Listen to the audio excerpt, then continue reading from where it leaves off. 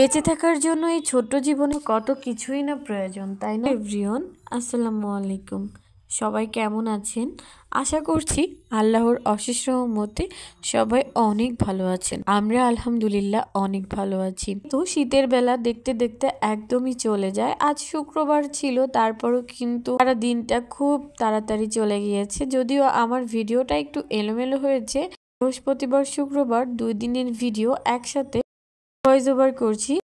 হচ্ছে আজ যেহেতু অলস দিন পার করেছি, আজ কিন্তু সেইভাবে ভিডিও শ্যুট করতে পারি নাই। তবে দুপুরের পর থেকে কিন্তু আজ অনেকটা ব্যস্ত ছিলাম। বিকালে বাইরে গিয়েছিলাম, শপিংয়ে গেলাম, কিছু আপনাদের সাথে থাকবে।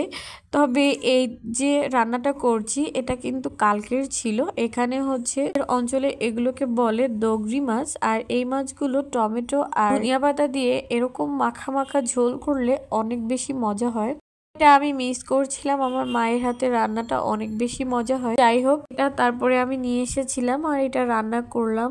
আর তারপরে এইখানে এই যে মাছটা দেখতে পাচ্ছেন, এই মাছটা হচ্ছে অনেক বেশি কাটা থাকে, কিন্তু এটা কি মাছ সেটা আমি খুব ভালো একটা নাম বলতে পারি না। তো এটাও অনেক টেস্টি একটা মাছ, এটা সামুদ্রিক মাছ। আর সামুদ্রিক মাছগুলো কিন্তু অনেক বেশি ভালো। শীতকালে এই মাছগুলো খেলে কিন্তু অনেক বেশি আয়োডিনের অভাব পূরণ হয়। তাছাড়া সামুদ্রিক মাছ তো আমাদের শরীরের জন্য সবসময় অনেক ভালো। তো যাই হোক, এই মাছগুলো রান্না করে নিয়েছি। আর আজ রান্না করেছিলাম গরুর মাংস। আমাদের চলার পথে কত কিছুই লাগে, তাই না বলেন? বেঁচে থাকতে গেলে কিছুই প্রয়োজন, লাগার কোনো শেষ নেই। যেমন ধরেন বাচ্চাদের আজ একরকম কাল একরকম, প্রতিদিনই ওদের সাইজ পরিবর্তন হয়। 2 মাস 3 মাস পর পর দেখা যাচ্ছে যে বিভিন্ন ধরনের জিনিসপত্র কিনতে হয়, তো প্রতিদিনই ওদের সাইজ পরিবর্তন হয়।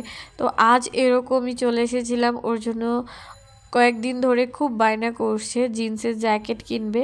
তো একটা কিনে দিয়েছি, আর ওইটা কেনার পর সারাক্ষণই ওইটা পরে থাকছে, একদমই খুলছে না। তারপর দেখা যাচ্ছে আরও একটা কিনতে হলো, আজ আরও একটা কিনলাম। আর এই তো এখানে এসেছিলাম।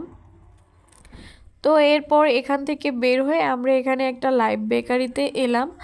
আর এখানে আসার পর এইখানে অনেক সুন্দর সুন্দর মজার খাবার আইটেম ছিল। আমরা এখান থেকে একটা হটডগ নিয়েছি আর একটা চিকেন প্যাটিস নিয়েছি। আর তারপর এগুলো খাওয়া দাওয়া শেষে এখান থেকে আমরা কিছু বিস্কিট নিয়েছি কেজি দরে।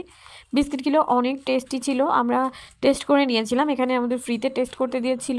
তো বিস্কিটগুলো ছিল চকলেট বিস্কিট। আর এখানে ওনারা লাইভ বানাচ্ছেন, এটা পুরোটাই দেখা যায় চাইলে। তবে আমি আসলে ওরকমভাবে ভিডিও করছিলাম না, তাই দেখা যাচ্ছে প্রফেশনাল লোকজনের মতো ভিডিও করে দেখায়নি। আজকের ভিডিওটা এখানে শেষ করছি। আপনাদের কাছে কেমন লাগলো জানাতে ভুলবেন না। ধন্যবাদ সবাইকে, আল্লাহ হাফিজ।